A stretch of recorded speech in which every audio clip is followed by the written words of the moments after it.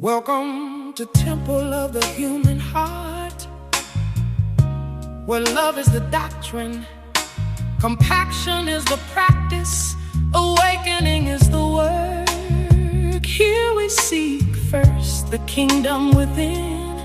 As you return to yourself, what was fragmented begins to gather again. Welcome to the Temple of the Human Heart. I am Israel Apriel, and tonight I want to sit with a thought that came to me that would never leave me alone.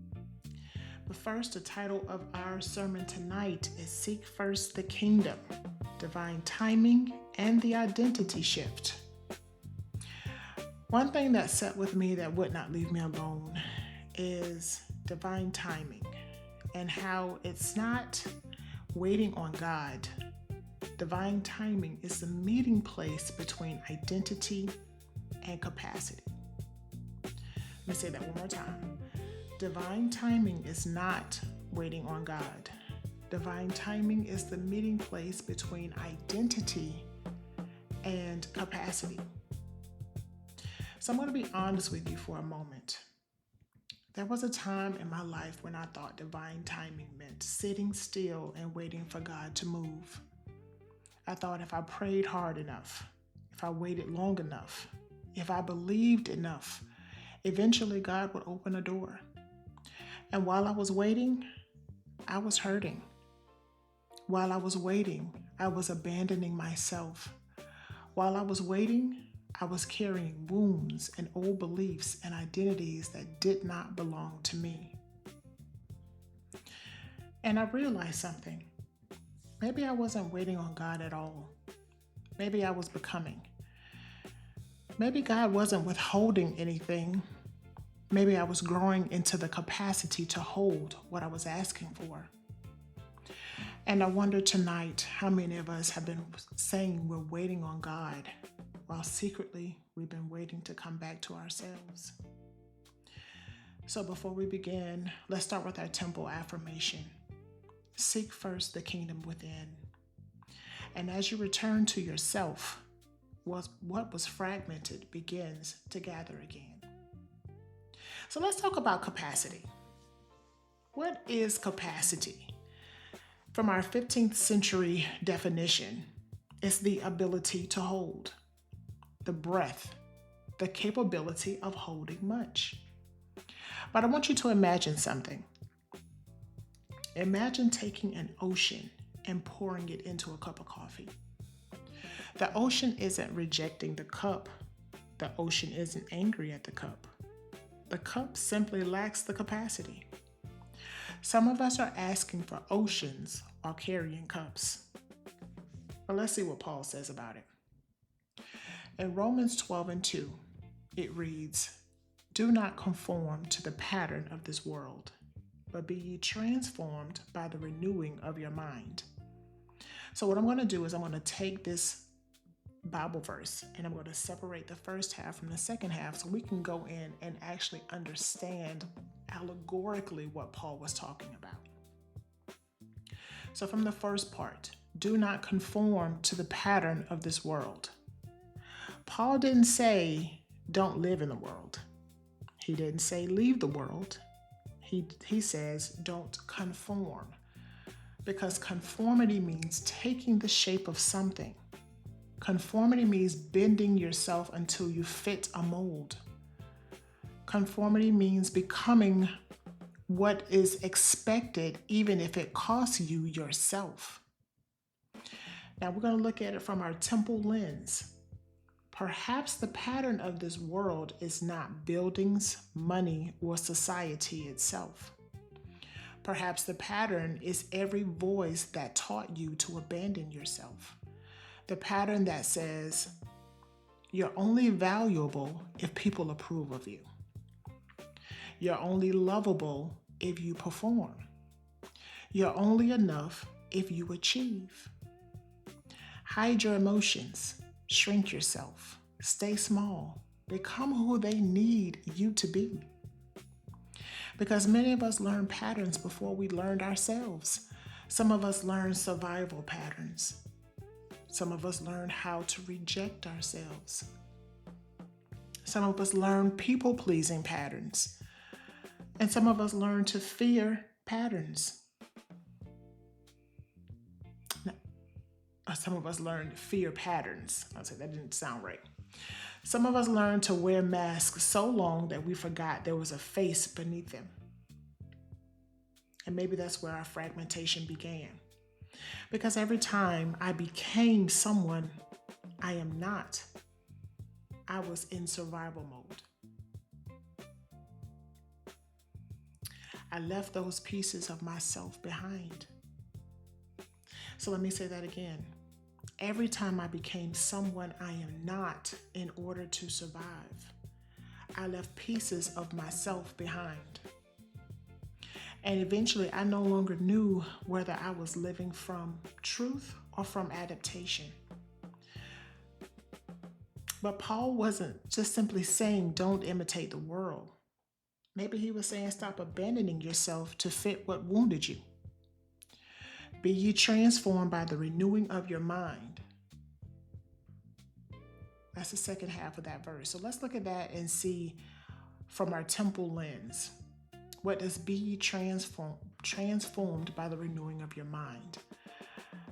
Now notice Paul does not say become someone else. He does not say become more acceptable. He does not say perform harder. He says be transformed. Now, let's break down what transformation is. It is not pretending.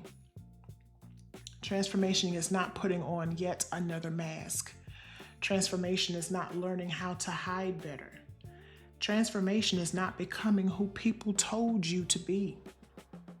Transformation is becoming who remains after what was never you begins falling away. I want to say that one more time. Transformation is becoming who remains after what was never you begins falling away. Because renewal suggests something existed before. You don't renew something that never existed. You restore it, you uncover it, and you remember it. So maybe renewing of the mind isn't adding truth. Maybe it's removing everything that covered the truth. Removing those inherited beliefs. Removing shame, fear, survival patterns. Removing the names that pain gave you. Removing the stories that wounds wrote about you. Because somewhere beneath all of that, there is still you.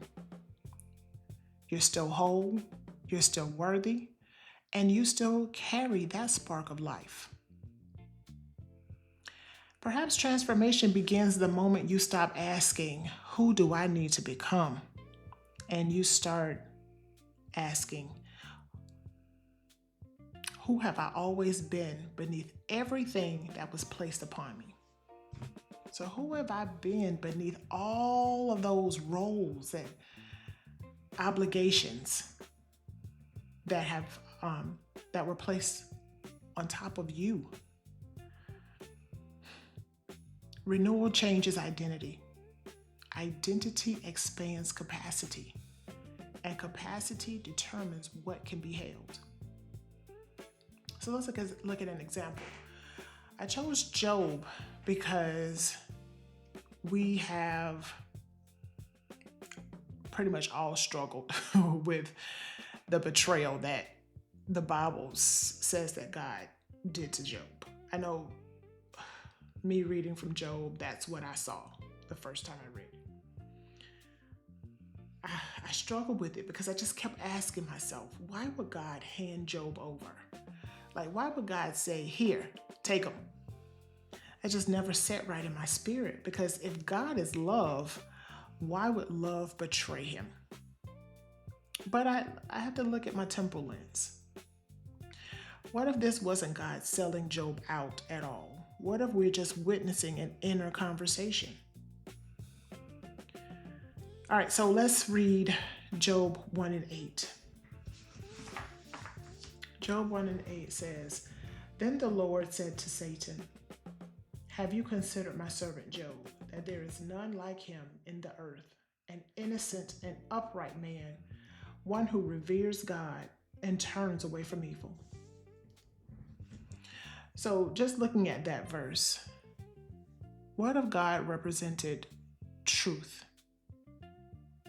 What if God represented the deeper self, a divine awareness, the kingdom within?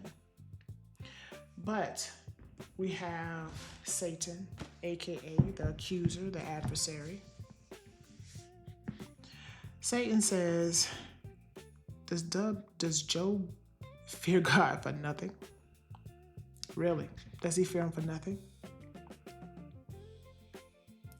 You have rested your hand of protection upon him and upon his house and upon his children and upon everything that he has everywhere.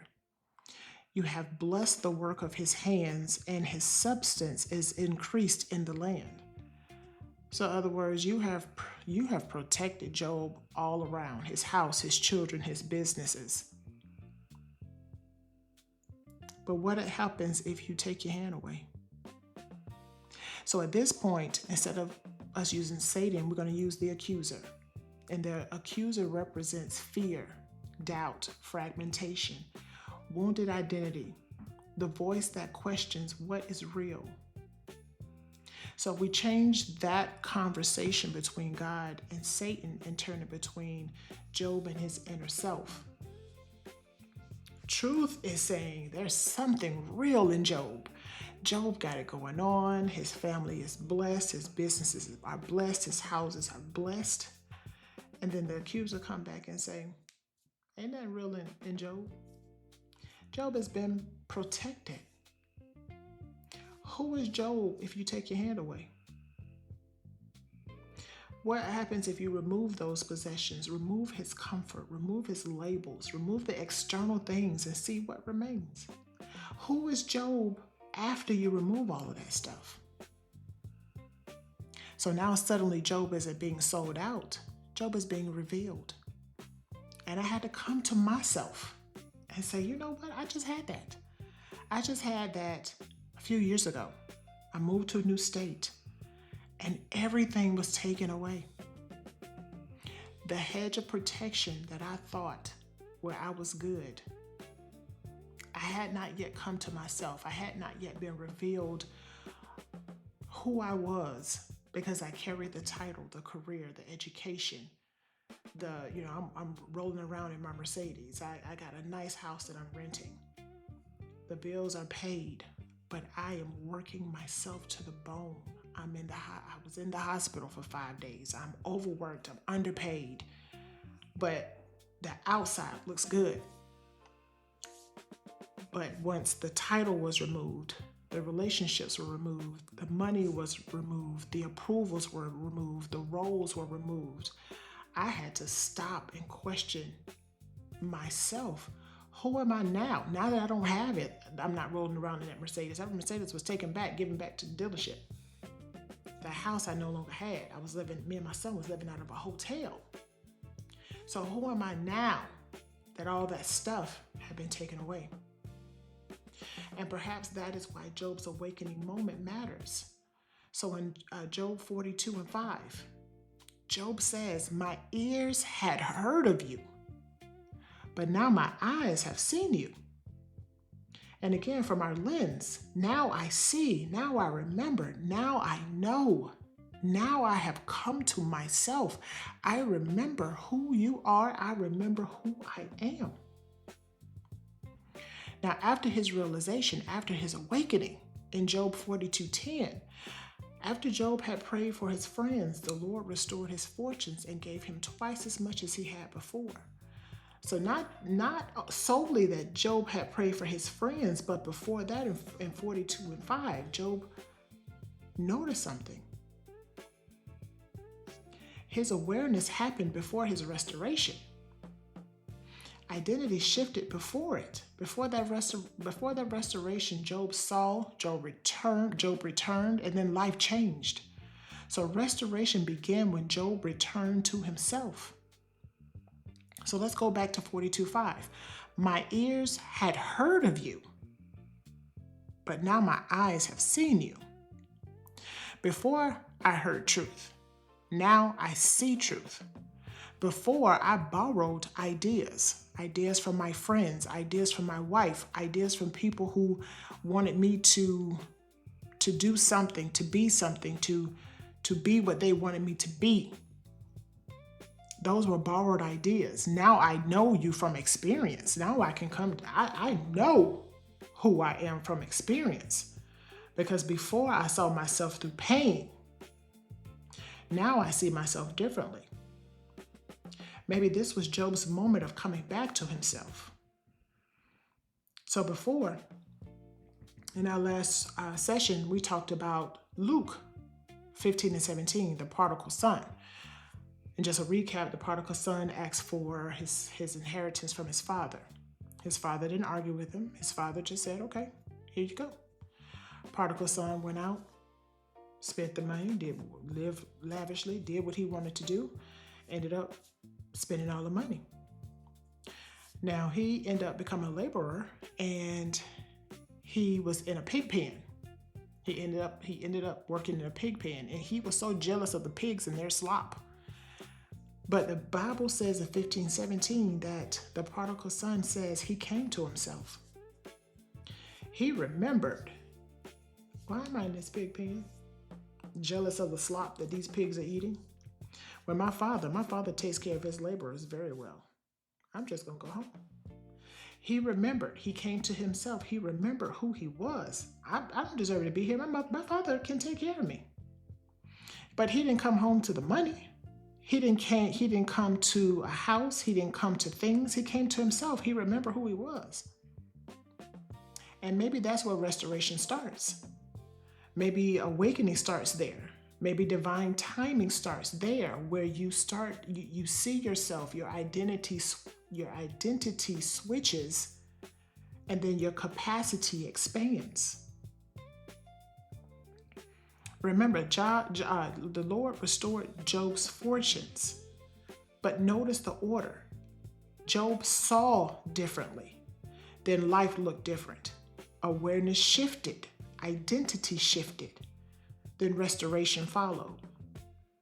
So tonight I want you to stop asking, God, when? And start asking, who am I becoming?